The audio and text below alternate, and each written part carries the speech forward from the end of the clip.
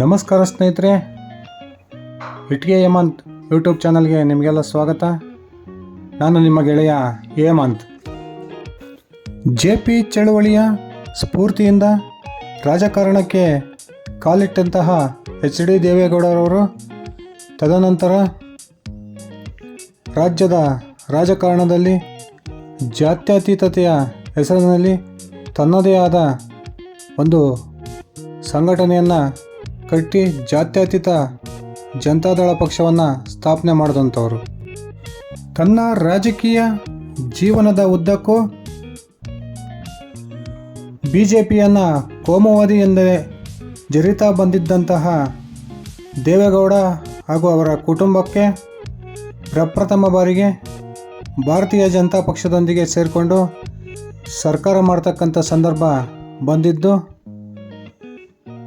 ಈಗೆರಡು ವಿಧಾನಸಭೆಯ ಚುನಾವಣೆಯ ಹಿಂದಿನ ಒಂದು ಸಮಯದಲ್ಲಿ 2004ರಲ್ಲಿ ರಾಜ್ಯ ವಿಧಾನಸಭಾ ಚುನಾವಣೆಯಲ್ಲಿ ಯಾವುದೇ ಒಂದು ಪಕ್ಷಕ್ಕೆ ಸ್ಪಷ್ಟವಾದ ಬಹುಮತ ಬರದೇ ಹೋದಂಥ ಸಂದರ್ಭದಲ್ಲಿ ಕಾಂಗ್ರೆಸ್ ಹಾಗೂ JDS ಮೈತ್ರಿಯನ್ನು ರಚಿಸಿಕೊಂಡು ತದನಂತರ ಸರ್ಕಾರವನ್ನು ರಚನೆ ಮಾಡೋದ್ರ ಮೂಲಕ ಕಾಂಗ್ರೆಸ್ ನೇತೃತ್ವದ ಸರ್ಕಾರ ರಾಜ್ಯದಲ್ಲಿ ಅಧಿಕಾರಕ್ಕೆ ಬಂದಿತ್ತು. ತದನಂತರ ಕಾಂಗ್ರೆಸ್ನೊಂದಿಗೆ ತನ್ನ ಮೈತ್ರಿಯನ್ನು ಮುರಿದುಕೊಂಡಂತಹ JDS BJP ಜೊತೆಗೂಡಿ ಪ್ರಪ್ರಥಮ ಬಾರಿಗೆ ರಾಜ್ಯದಲ್ಲಿ BJP JDS ನೇತೃತ್ವದ ಸರ್ಕಾರ ಕುಮಾರಸ್ವಾಮಿ ಅವರನ್ನು ಮುಖ್ಯಮಂತ್ರಿ ಮಾಡೋದ್ರ ಮೂಲಕ ರಾಜ್ಯದಲ್ಲಿ ಅಸ್ತಿತ್ವಕ್ಕೆ ಬಂತು. 20 ತಿಂಗಳ ಅಧಿಕಾರದ ಹಂಚಿಕೆಯ ಸೂತ್ರದೊಂದಿಗೆ ಅಧಿಕಾರಕ್ಕೆ ಬಂದಂತಹ ಕುಮಾರಸ್ವಾಮಿ ಅವರು ತನ್ನ ಅವಧಿ 20 ತಿಂಗಳು ಮುಗಿದ ನಂತರ ಏನು BS ಯಡಿಯೂರಪ್ಪನವರಿಗೆ ಅಧಿಕಾರ ಹಸ್ತಾಂತರ ಮಾಡೋದರಲ್ಲಿ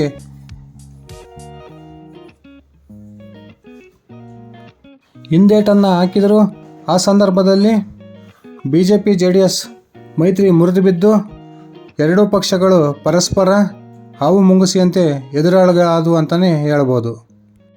ತದನಂತರ ಮತ್ತೆ BJPಯನ್ನು ಕೋಮುವಾದಿ ಎಂದು ಸದಾ ವಿರೋಧಿಸುತ್ತಲೇ ಬಂದಂತಹ ದೇವೇಗೌಡರು ಹಾಗೂ ಅವರ ಕುಟುಂಬದ ಸದಸ್ಯರು ಇದೀಗ ಬದಲಾಗಿರ್ತಕ್ಕಂಥ ರಾಜಕೀಯ ಪರಿಸ್ಥಿತಿಯಲ್ಲಿ ಅದೇ BJPಯೊಂದಿಗೆ ಮೈತ್ರಿಯನ್ನು ಮಾಡಿಕೊಳ್ಳೋದ್ರ ಮೂಲಕ ಮುಂದಿನ ಲೋಕಸಭಾ ಚುನಾವಣೆಯನ್ನು ಎದುರಿಸೋದಕ್ಕೆ ಸಿದ್ಧವಾಗಿದ್ದಾರೆ.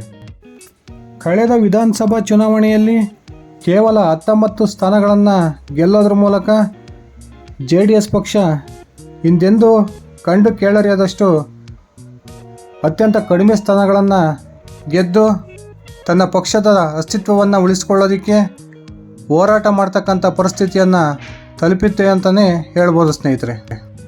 ಅದೇ ರೀತಿ ಕೇವಲ 66 ಸ್ಥಾನಗಳನ್ನು ಪಡೆಯೋದ್ರ ಮೂಲಕ ಕಾಂಗ್ರೆಸ್ನ ಮುಂದೆ ಮಂಡಿಯೂರಿದ್ದಂತಹ BJPಗೂ ಕೂಡ ತನ್ನ ವಿಧಾನಸಭೆಯ ಸೋಲು ಅರಗಿಸಿಕೊಳ್ಳಾರ್ದಂತಹ ಒಂದು ಪೆಟ್ಟನ್ನು ನೀಡಿತ್ತು ಅಂತಲೇ ಹೇಳ್ಬೋದು. ಈ ಕಳೆದ ವಿಧಾನಸಭಾ ಚುನಾವಣೆಯಲ್ಲಿ ಸೋತಿರ್ತಕ್ಕಂಥ ಎರಡೂ ಪಕ್ಷಗಳು ಸೇರಿ ಈ ಬಾರಿ ಲೋಕಸಭಾ ಚುನಾವಣೆಯಲ್ಲಿ ಕಾಂಗ್ರೆಸ್ ಪಕ್ಷವನ್ನು ಸೋಲಿಸಲೇಬೇಕು ಅನ್ನೋ ಉದ್ದೇಶದಿಂದ ಇದೀಗ BJP JDS ಮೈತ್ರಿಯನ್ನು ರಚಿಸಿಕೊಂಡು ಮುಂದಿನ ಲೋಕಸಭಾ ಚುನಾವಣೆಯನ್ನು ಎದುರಿಸೋಕ್ಕೆ ರಾಜ್ಯದಲ್ಲಿ ಸಿದ್ಧವಾಗಿದ್ದಾವೆ. ಈ ಒಂದು BJP JDS ಮೈತ್ರಿ ಆದ ನಂತರ ತನ್ನ ಜಾತ್ಯತೀತ ನಿಲುವಿನಿಂದ ಕೊಂಚ ದೂರ ಆಗ್ತಿರ್ತಕ್ಕಂಥ ಕುಮಾರಸ್ವಾಮಿಯವರು ಇದೀಗ ಹಿಂದುತ್ವದ ಕಡೆಗೆ ಹೆಜ್ಜೆಯನ್ನು ಹಾಕ್ತಾ ಇದ್ದಾರೆ ಅಂತ ಒಂದು ವಿಷಯಕ್ಕೆ ಅನೇಕ ಕುರುಹುಗಳು ನಮಗೀಗಾಗಲೇ ಸಿಕ್ಕಿದ್ದಾವೆ. ಕಳೆದ ಲೋಕಸಭಾ ಚುನಾವಣೆಯಲ್ಲಿ ರಾಜ್ಯದಲ್ಲಿ ಕಾಂಗ್ರೆಸ್ JDS ನೇತೃತ್ವದ ಮೈತ್ರಿಯನ್ನು ಏರ್ಪಟ್ಟು ಎರಡೂ ಮೈತ್ರಿಕೂಟದ ಪಕ್ಷಗಳು ರಾಜ್ಯದಲ್ಲಿ ಕೇವಲ ಒಂದೊಂದು ಲೋಕಸಭಾ ಕ್ಷೇತ್ರವನ್ನು ಗೆಲ್ಲೋದಕ್ಕೆ ಸಫಲವಾಗಿದ್ವು.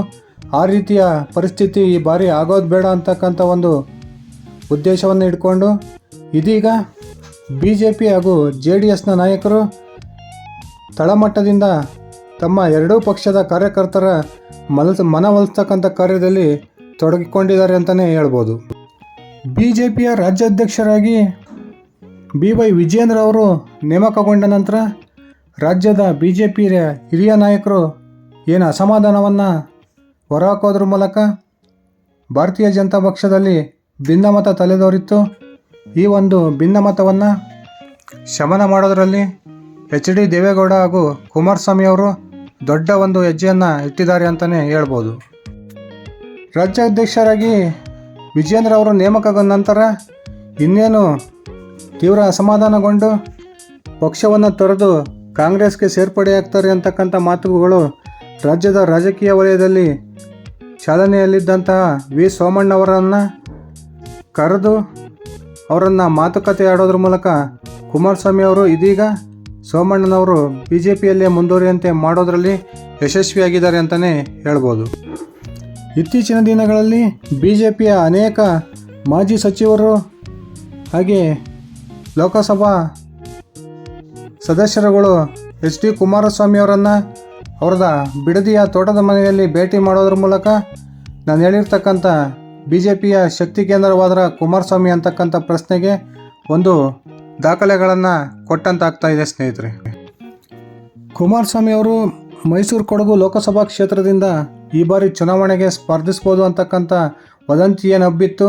ಈ ಕಾರಣಕ್ಕೆ ಇತ್ತೀಚೆಗೆ ಮೈಸೂರು ಲೋಕಸಭಾ ಸಂಸದ ಪ್ರತಾಪ್ ಸಿಂಹ ಅವರು ಕೂಡ ಕುಮಾರಸ್ವಾಮಿಯನ್ನು ಭೇಟಿ ಮಾಡೋದ್ರ ಮೂಲಕ ನಿಮ್ಮ ಆಶೀರ್ವಾದ ನನ್ನ ಮೇಲೆ ಇರಬೇಕು ಅಂತ ಕೇಳಿಕೊಂಡು ಆ ಮೂಲಕ ಕುಮಾರಸ್ವಾಮಿ ಅವರ ಒಂದು ಸ್ಪರ್ಧೆಗೆ ತಾವು ಮೈಸೂರು ಕೊಡಗು ಲೋಕಸಭಾ ಕ್ಷೇತ್ರದಲ್ಲಿ ಚುನಾವಣೆ ಸ್ಪರ್ಧೆ ಮಾಡೋದು ಬೇಡ, ನನ್ನ ಮೇಲೆ ನಿಮ್ಮ ಆಶೀರ್ವಾದ ಇರಲಿ ಅಂತ ಕೇಳ್ಕೊಂಡು ಬಂದಿದ್ದಂಥದ್ದು ತಮಗೆಲ್ಲ ಗೊತ್ತಿರ್ತಕ್ಕಂಥ ವಿಚಾರ. ಅದೇ ರೀತಿ ಈ ಬಾರಿ ಚಿಕ್ಕಮಗಳೂರು ಉಡುಪಿ ಲೋಕಸಭಾ ಕ್ಷೇತ್ರದಿಂದ ಲೋಕಸಭೆಗೆ ಆಕಾಂಕ್ಷಿಯಾಗಿರುವ BJPಯ ಮಾಜಿ ರಾಷ್ಟ್ರೀಯ ಪ್ರಧಾನ ಕಾರ್ಯದರ್ಶಿಗಳು ಅದೇ ರೀತಿ ಕರ್ನಾಟಕ ಸರ್ಕಾರದ ಮಾಜಿ ಮಂತ್ರಿಯಾಗಿರ್ತಕ್ಕಂಥ CT ರವಿ ಅವರು ಕೂಡ ಇತ್ತೀಚೆಗೆ ಕುಮಾರಸ್ವಾಮಿಯನ್ನು ಭೇಟಿ ಮಾಡೋದ್ರ ಮೂಲಕ ಉಡುಪಿ ಚಿಕ್ಕಮಗಳೂರು ಕ್ಷೇತ್ರಕ್ಕೆ ನನ್ನನ್ನು ಅಭ್ಯರ್ಥಿ ಮಾಡೋದಕ್ಕೆ ತಾವುಗಳು ಸಪೋರ್ಟ್ ಮಾಡಬೇಕು ಅಂತ ಕೇಳ್ಕೊಂಡಿದ್ದಾರೆ ಅಂತಕ್ಕಂಥ ಒಂದು ಮಾತು ಇದೀಗ ರಾಜ್ಯದ ರಾಜಕೀಯ ವಲಯದಲ್ಲಿ ಹರಿದಾಡ್ತಾ ಇದೆ.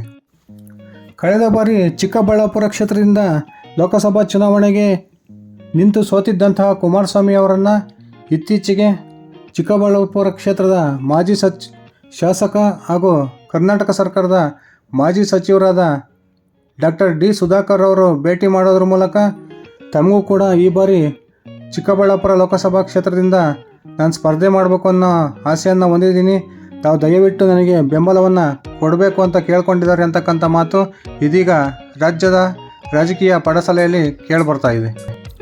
ಈ ರೀತಿ ಅನೇಕ BJPಯ ಮುಖಂಡರು, ನಾಯಕರು ಹಾಗೂ ಮಾಜಿ ಮಂತ್ರಿಗಳು, ಲೋಕಸಭಾ ಸದಸ್ಯರು HD ಕುಮಾರಸ್ವಾಮಿ ಅವರನ್ನು ಭೇಟಿ ಮಾಡೋದ್ರ ಮೂಲಕ HD ಕುಮಾರಸ್ವಾಮಿ ಅವರು ನೇರವಾಗಿ BJPಯ ಸಂಘಟನೆಯಲ್ಲಿ ತೊಡಗಿದ್ದಾರೆ, BJPಯ ಒಂದು ಶಕ್ತಿ ಕೇಂದ್ರವಾಗಿ ಮಾರ್ಪಟ್ಟಿದ್ದಾರೆ ಅಂತಕ್ಕಂಥ ಪ್ರಶ್ನೆ ನಮ್ಮೆಲ್ಲರನ್ನ ಕಾಡ್ತಿರೋದು ಸಹಜ.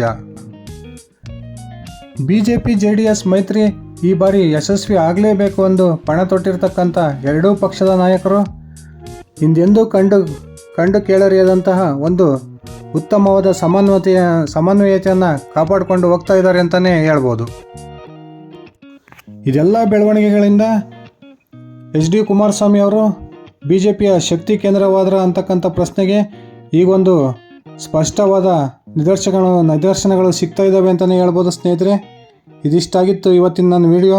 ನಾನು ಕೊಟ್ಟಿರ್ತಕ್ಕಂಥ ಮಾಹಿತಿ ನಿಮ್ಗೆ ಇಷ್ಟ ಆಗಿದ್ದರೆ ದಯವಿಟ್ಟು ಲೈಕ್ ಮಾಡಿ, ಶೇರ್ ಮಾಡಿ, ಕಮೆಂಟ್ ಮಾಡಿ, ನನ್ನ ಯೂಟ್ಯೂಬ್ ಚಾನಲ್ನ ಸಬ್ಸ್ಕ್ರೈಬ್ ಮಾಡ್ಕೊಂಡು